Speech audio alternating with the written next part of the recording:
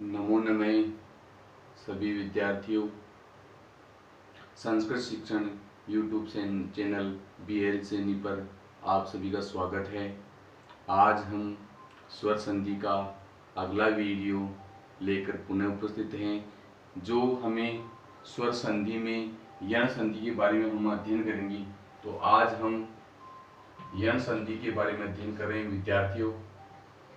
अब यण संधि में जो एक मात्र सूत्र है वो बहुत ही महत्वपूर्ण सूत्र है, और इस सूत्र का सबसे पहले हम अर्थ समझेंगे। जिसे हमारे पास सूत्र है इको यणजी। इको यणजी। विद्यार्थियों, YouTube चैनल को सब्सक्राइब, शेयर और लाइक करना मत भूलना, और जो अपने मित्र हैं उनको इस वीडियो का लाभ पहुंचे, उनको भी इस चैनल से अवगत करवाना, ताकि वो भी अपने इस क्लास से वंचित न रहें। तो हम विद्यार्थियों इको यणजी जो सूत्र है, यण संधि विधायक सूत्र है। अब हम इको यणजी का हम अर्थ समझेंगे। जैसे इसमें इक, यण और अच तीन प्रत्याहारों का वर्णन हो रहा है, तो इन तीनों का हम अलग अलग अर्थ समझेंगे। इक के बाद यदि अच होने पर इक के स्थान पर यण आदेश हो जाता है। ये हिंदी अनुवाद हुआ इसका। अब इक क्या है, यण क्या है, अच क्या है, इसका हम अर्थ समझ रहे हैं। तो ये इको यणजी जो सूत्र है वो ये बता रहा है कि इक जो ई से प्रारंभ होकर के क तक, जिसमें चार वर्ण आते हैं, ई, उ, री, लृ, ये चार वर्णों के बाद में इक के पश्चात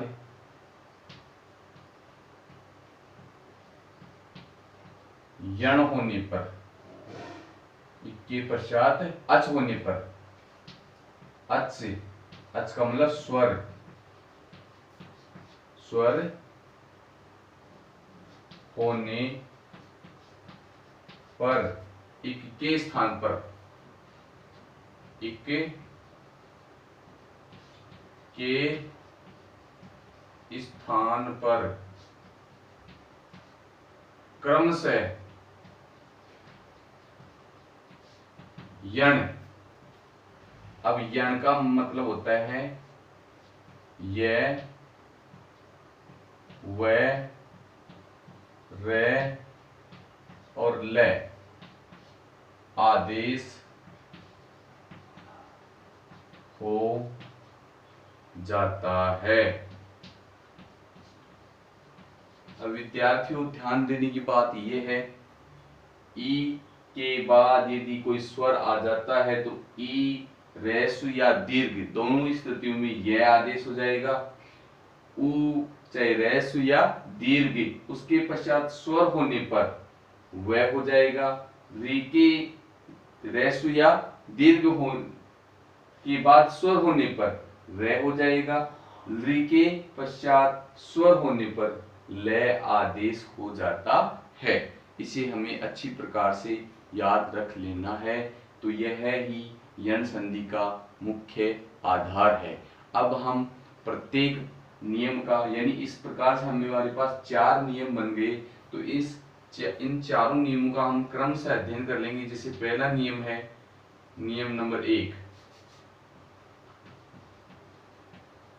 नियम नंबर 1 में हम अध्ययन करेंगे ई या ई, इसके पश्चात स्वर होने पर इन दोनों स्वरों के स्थान पर, चाहे ई छोटा हो चाहे बड़ा हो, इनके स्थान पर यह आदेश हो जाता है। तो ई बराबर यह आदेश हो जाएगा। जैसे उदाहरण के रूप में मैं आपको समझाऊं, इति आधी, इति आधी। यहां पर विद्यार्थियों ई आ गया, ई के बाद में ये स्वर आ गया। तो स्वर आने पर ई के स्थान पर जो इको यणजी जो सूत्र है वो ई के स्थान पर यह कर देगा।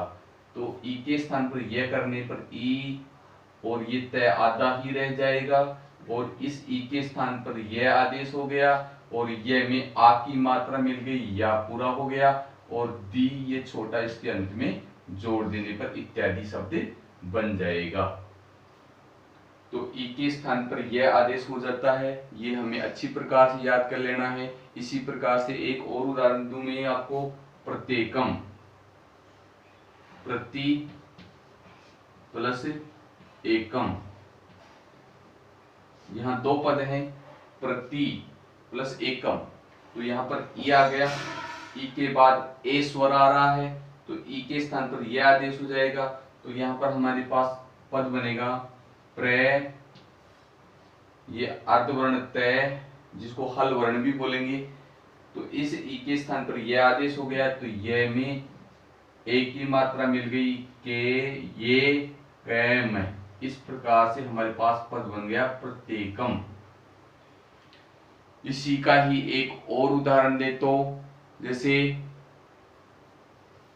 सुधी धन उपास्य, यहां रे शून्य होकर के दीर्घ ई आ गया। तो मैंने आपको पहले ही बता दिया, चाहे रेसो हो या दीर्घ ई हो, दोनों के स्थान पर यह आदेश हो जाएगा। तो यहाँ पर जो ई है इसको हम ये में बदल देंगे, सु आधा ध, और ई के स्थान पर हो गया ये, आधा ये, और आधे ये में ऊ की मात्रा जोड़ दो, यू, और पाश्य शब्द अंत में जुड़ जाएगा, पाश्य। इस प्रकार से हमारे पास पद बन जाएगा शुद्ध्युपास्य, विद्वानों की उपासना। इस प्रकार से यहाँ पर हमारे पास पद बन गया शुद्ध्युपास्य। तो विद्यार्थियों, हमारा नियम नंबर 1 अच्छी प्रकार से समझ लेना, ई या ई के पश्चात स्वर होने पर ई के स्थान पर यह आदेश हो जाता है। अब हम नियम नंबर 2 का अध्ययन करें।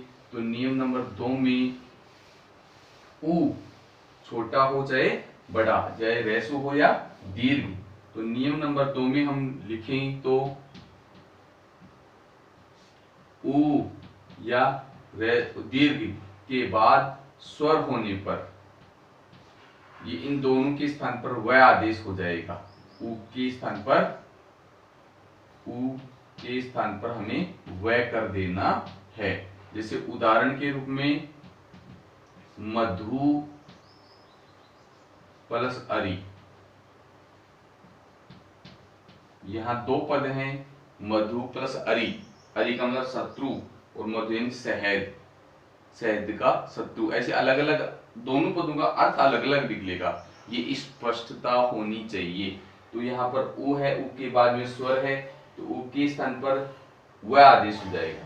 तो यहाँ पर ऊ के स्थान पर वह करने पर मैं, और ये आधा ध बच गया, और ऊ का बन गया वह में जुड़ गया ए, और ये री, मधुवरी। इस प्रकार से हमारे पास पद बनेगा मधुवरी। ऐसे ही एक दूसरा उदाहरण लें तो अन्वय। अब इसका हमें संधि विच्छेद करना है, अन्वय। तो यहाँ विद्यार्थियों ध्यान देने की बात है कि यहाँ अर्धवर्ण है, अर्धवर्ण के बाद वह है, तो ये इस वह को हम ऊ में बदल देंगे, और ये ऊ की मात्रा न में जोड़ने पर अनु, हमारे पास पद बनेगा अनु। और वह में स्वर है ए, तो ए स्वर को हम अलग कर देंगे, ए अनु प्लस अय। इस प्रकार से हमारे पास संधि विच्छेद हो जाएगा, अनु अय। और यहाँ ध्यान देने की बात यह है कि इसमें कौन सी संधि होगी, यदि ई उ री ली इनके बाद में कोई भी स्वर आए तो वहां पर यण संधि होती है। और स्वर का विशेष ध्यान रखना है, असमान स्वर होगा, असमान स्वर होगा, क्योंकि स वर्ण होने पर दीर्घ संधि हो जाती है, वहां अकय स वर्णिक दीर्घ सूत्र काम करता है। इसलिए ये विशेष ध्यान देने की बात है। यहाँ ऊ आ गया तो इसके बाद में ऊ स्वर नहीं होना चाहिए।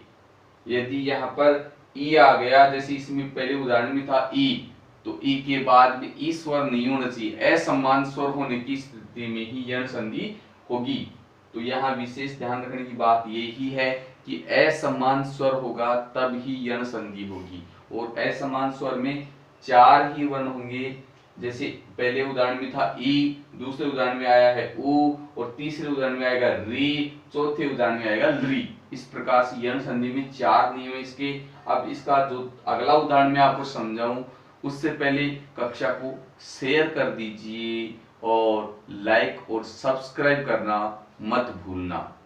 विद्यार्थियों, मेरा उद्देश्य है कि प्रत्येक विद्यार्थी को कक्षा का लाभ मिले, तभी हमारा संस्कृत शिक्षण सफल हो पाएगा। चलो विद्यार्थियों, इस का अगला उदाहरण देखते हैं हम। जैसे अगले उदाहरण में हम पढ़ें वधू उत्सवम, वधू आगमनम, वधू प्लस आगमनम। यहां वधू उ है, उ के बाद में अन्य स्वर आ रहा है, इसलिए इस उ का व हो जाएगा, व आदा ध, और इस उ का बन गया व में मिल गया आ ग में, वधवागमम, वधवागमनम। इस प्रकार से हमारे पास पद बन गया वधवागमनम। ऐसे ही इसका एक और उदाहरण ले, जिसे गुरु आज्ञा, गुरु धन आज्ञा। यहां विद्यार्थियों रू में उ है और इस उ का बन गया व, तो यहाँ रे पर आधा वर्ण जो हो जाता है, अर्ध वर्ण, उसका ऊर्ध्वगमन हो जाता है, ऊपर चला जाता है। तो यहाँ गु और इस रे का ऊर्ध्वगमन हो जाएगा और इस उ का बन जाएगा व में मिल गया आ, और इस रे का ऊर्ध्वगमन व के ऊपर आ गया। तो इस प्रकार हमारे पास पद बन गया गुरुवाज्ञा। तो यहाँ रे का ऊर्ध्वगमन होगा, ये विशेष ध्यान रखने की बात है। अब हमारा जो नियम नंबर इसका तीसरा है उसमें चलते हैं। नियम नंबर 3 में हमें री के स्थान पर रे आदेश करना है। जैसे नियम नंबर इसका तीसरा पढ़े हम, तो री रेसु या दीर्घ के बाद में स्वर होने पर इसके स्थान पर रे आदेश हो जाता है, और ये स्वर जो ये है इसमें मिल जाता है। अब इसका उदाहरण देकर के हम समझें, हमें समझ में आएगा कि किस प्रकार से ये रे होगा। जैसे पितृ प्लस इच्छा, यहाँ विद्यार्थियों तय में री की मात्रा है, और जो तय है वो री है, इसमें तय में री है वो रे में बदल जाएगा। तो यहाँ पर पी और ये इसका आधा तय हो जाएगा और इस री का रे बन जाएगा। तो ये दो वर्ण होंगे तय और रे, और इसके बाद में हम जोड़ देंगे इच्छा। तय और रे को हम जोड़ें तो त्रय बन जाता है, और त्रय में ई की मात्रा जुड़ेगी। तो यहाँ पर हमारे पास पद बनेगा पी और त्रिछा, पितृछा। इस प्रकार से हमारे पास पितृछा, यानी जो स्वर यहाँ होगा वो त्रय में जुड़ जाएगा, तो पद बनेगा पितृछा, पिता की इच्छा। इसी प्रकार से हमारा अगला उदाहरण है, जैसे मातृ प्लस अंक, मातृ प्लस अंक है, अंक का मतलब गोद, माता की गोद।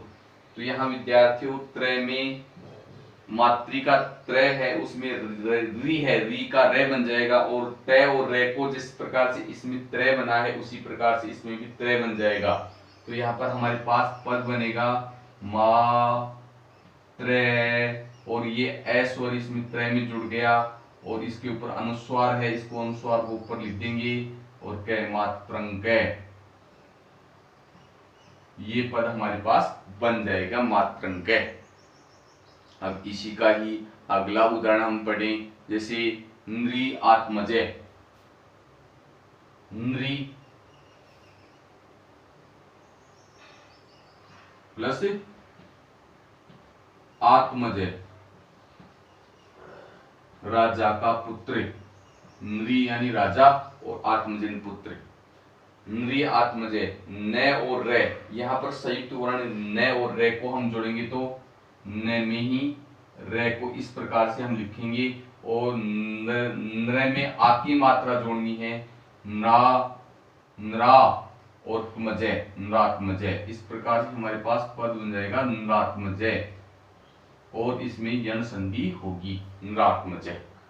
तो यहाँ विद्यार्थियों ध्यान देने की बात यह है कि संयुक्त वर्ण किस प्रकार से यहाँ बनेंगे। जैसे त और रे को जोड़ने पर त्रय बना, और इसी प्रकार से न और रे को जोड़ने पर नृ बना, नृत्मजय, नृत्मजय, यानी न में ही रे जुड़ गए यहाँ पर नृत्मजय। अब जिसका इसी का ही एक और उदाहरण दूं, जैसे पितृ आज्ञा, पितृ आज्ञा,